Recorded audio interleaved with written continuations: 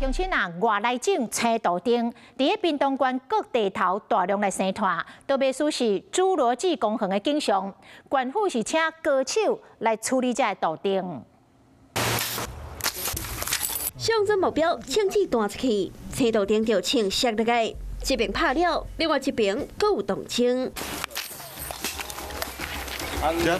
因就是专门来抓青豆丁的专家，使用一个家己做的手铃拍啊，出手紧向个准，也毋过嘛是有受伤的时阵。我这个都是被甩到。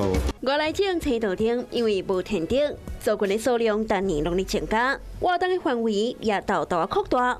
屏东袂少工厂甲园区拢看会到，数量增加，被指是侏罗纪公园。哦，要求。167，好像都比较入侵在住宅旁边的树木上面。专家讲，青豆丁早起伫树顶有保护色，暗时伊的活动力降低是上好了的时阵。为了抓青豆丁，屏东县政府积极投入行动，专家逐礼拜拢会当抓到上千只。 2023年几年，县府投入660万，抓到34002只，创下历史上的新高。今年以来，拢总抓到6万多只，是全国上悬的纪录。一只母蜥一年如果这样子繁殖的话，可以生大概70、80只都跑不掉。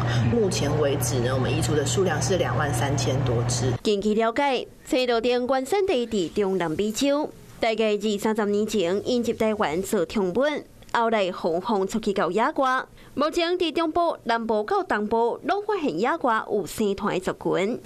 面对无天敌的青豆丁，人甲青豆丁的大战犹搁咧继续。Hello， 我是蒋欣梅，想要抢先掌握最及时的新闻资讯吗？赶快订阅、按赞、开启小铃铛，锁定华视新闻 YouTube 频道。